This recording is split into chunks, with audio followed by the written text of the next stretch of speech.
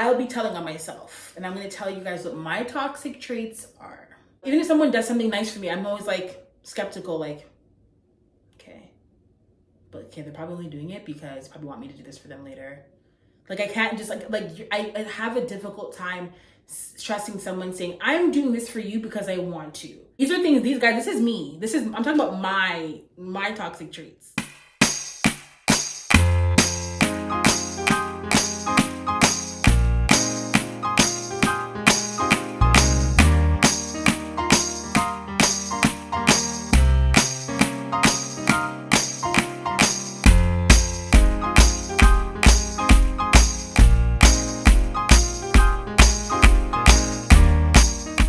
Hey guys, welcome back to my channel. As you can see, I'm in a different space right now. I'm transforming this room into my office eventually. So I'll be doing a little vlog about that, or a little, before and after once it's all done, but not my regular background. This is going to be my creative space, my office space soon. So today is going to be an interesting yet fun vlog or video, because I find that, I don't know if you guys remember, but I did post a video at the beginning of the pandemic talking about toxicity in people. And I feel like sometimes what we tend to do is we tend to talk about everyone else's toxic traits but our own. So today I'll be telling on myself, and I'm going to tell you guys what my toxic traits are. Me being someone who has close relationships with people, and I really value relationships, and through close relationships you will see your bad habits, you will see your good habits.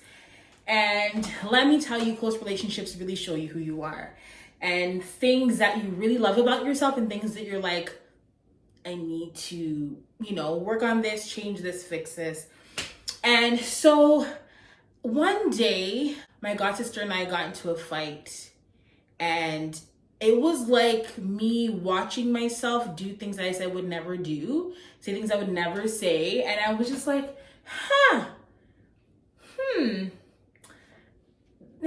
no, this is not it. And so I basically took that experience, and yes, we're fine now because arguments happen, things happen, we're family, right? But I just want to really record what I was doing and saying, why I was doing that. And so this video, I'm going to title it, Why It's Hard to Love the Ones You Love. And sometimes why I find it's hard to love the ones that you love, sometimes it's because you can get in your own way. Because you love people, because you care about them, does not mean that you are going to not have any issues, not have any problems, and things like that. And I find that for me, because I struggle with certain things, it shows up in all types of relationships that I have, especially the close relationships that I have. And so me going to therapy, me doing different things like that is really trying to work through those things, because I'm like, I don't want these things to eat at the relationships I have and really ruin them. So here are my toxic traits. One of my issues, and I wrote them down. Okay, my gosh taught me to create the list. And so I wrote them down because I can say, yeah, these are my toxic traits, but it's better to ask somebody who actually has experienced your toxic traits, your toxic behavior, to really tell you what's going on. And so one of the things which I wrote down, which is true for me, is taking accountability and the desire to be right. Sometimes I just want to be right. And if me being right means that I don't take accountability for my behavior, but I did it because there's always a reason. Okay, Shanice, this hurt this person because this, but I did it because of this, so obviously I didn't do it because of that. Okay, but you still hurt the person. You still said this that made them feel bad. You have to acknowledge that first. You can say all the things and not saying what you're feeling is invalid, but you still have to hold what you did and be accountable for that. And so sometimes one thing for me is struggling with being accountable and having accountability. I'll know, but I have a little bit of pride because I don't want to really admit, okay, well, and in my head, I'm like, I shouldn't have done that, or whatever the case is. So something I'm working on, trying not to run down being right all the time. Like, sometimes you're wrong and you have to hold it. And for me, when I feel like I'm being attacked, or when I feel like I'm the victim in a situation, and yes, you can be the victim in a situation and still have things that you done wrong in the situation, done wrong in the argument. But because I feel like, well, I was done wrong, so everything I did, there's reason and it's fine. I don't have to apologize. You know, sometimes you still have to apologize. And so for me, having those hard conversations, and I really actually thoroughly enjoy the hard conversations. It's not something I say and don't do. I really do have the hard conversations, and they can get loud, they can be quiet, I don't mind having arguments, because it helps you to understand the person, helps you to be closer to the person. For me, that's how my arguments typically go, because I better understand the person, they better understand me, and you're able to move accordingly, right? Another one that I have is I struggle with trusting people's intentions. So because I don't trust people's, and this is not just like, yeah, people out there. No. Sometimes it can be with my mom. I'm like, why did you say that? You said it because this and this. She's like, no, for example, my mom could say to me, hey, don't wear those shoes. And I could be like, why? She's like, I think you should wear the other ones. No, you are only saying that because you did it. And I have this like whole like list of things as to why she said she I'm just saying it because, you know, I feel like it'll look better with this. But why do you think it'll look better? Well, because you're wearing that dress. No, why you really think, what's your real reason for saying that? Is it because you wanted these shoes? Like, I'll have like some whole reason, you know what I mean? Like, trusting someone's intentions for telling me something or doing something for me. Even if someone does something nice for me, I'm always like skeptical, like, okay, but okay, they're probably only doing it because they probably want me to do this for them later. Like, I can't just I have a difficult time trusting someone saying, I'm doing this for you because I want to. For me, it's like, you're doing this for me because you want something. Like, what is the real deal? And if they tell me, you know what, I'm only doing it because I figured it would be nice for you. Like, I think you'd like it. I'm like, okay. But in my head, I'm always like, but why?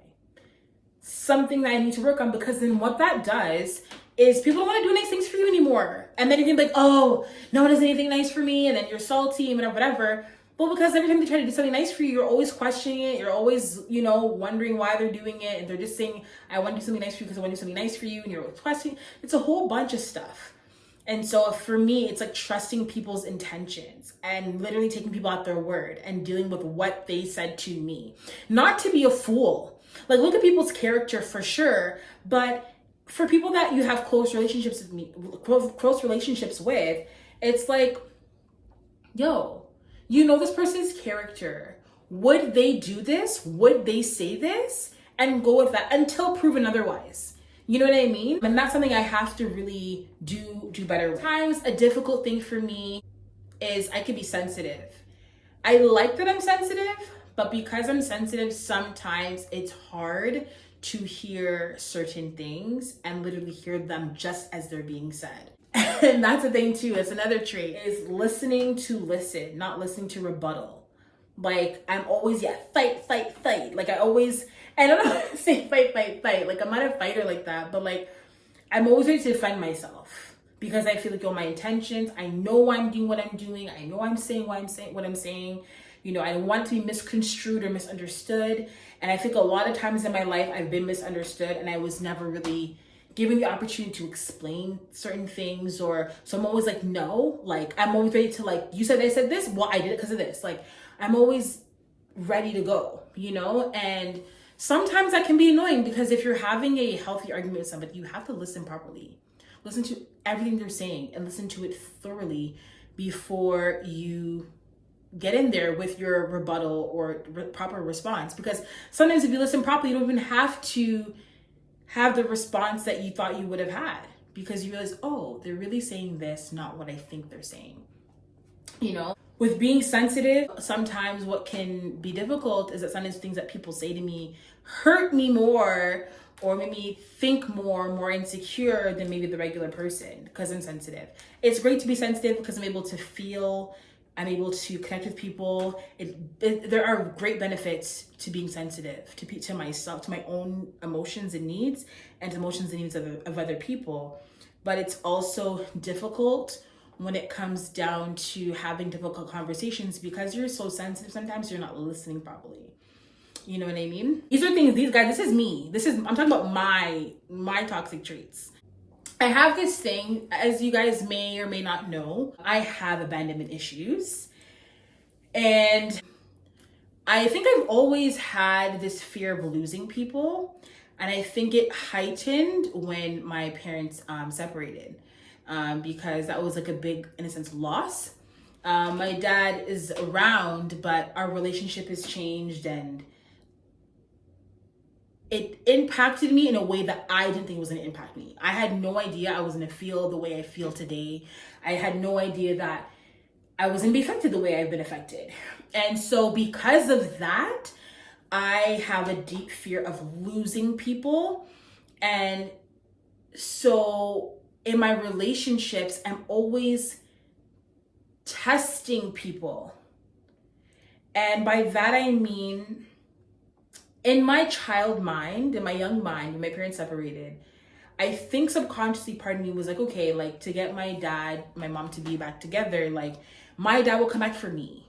Like my dad, because my dad and I are close. So like obviously, like if I say dad, come home, like whatever, he's going to. And when I realized that this is beyond me, I took that as a child as I'm not good enough for you to stay. And so because I believe that for so many years, it's the undoing now. That is the hard part. And so when people are close to me and desire a close relationship with me, there's a part of me that has a guard up, and I test people to see their loyalty, to see if they're good, you know what I mean? And it's just like, you cannot do that, because then people are going to be, and it's not even like, how to explain it? I wish I could give you guys a good example of what I mean when I say I test people. So I hope you guys understand what I'm trying to say. So like I'll test people with their loyalty to see, you know, if they're going to do what they say they're going to do, if they're going to, you know what I mean? And I feel like sometimes that causes me to, so if I'm having an argument with somebody, I'm like, okay, well, if I argue with them, they're going to be gone. So whatever, you know what I mean? So I argue with them, whatever. And then if they're still there, I'm like, why are you still here? Like, I'm just like, okay, I want them to be there, you know? I want them to be there. But I'm just like, but why? Why are you still here? Because typically everybody just does this, blah, blah, blah. They're like, well, I'm not going anywhere. So we had an argument, it's fine. I'm like, well, that's how I view arguments, but not everyone views arguments like that. So if you want to, and it's just like, girl, you know what I mean? And it's so stifling, guys. And this is me just being honest and transparent with you, because it's difficult. It is very hard to have these issues and try to appropriately maintain healthy relationships. And I'm sure that some of you guys can relate to some of the things I'm saying. You know what I mean? Like, I remember I was talking to my god sister the other day, and I did something to her. I don't know if I said something to her or whatever. And she's like, yo, if I said that to you, you'd be so mad. And I'm like, well, I don't like that, and you don't care about that stuff. So she's like, no. If you don't want to be done to you, why are you doing it to me? I'm like, well, it's because that stuff bothers me, but it doesn't bother you, so I can do that. She's like, no. I have to be like, she's right. Like, where did I get this thinking from? Like, why? Like, you know what I mean?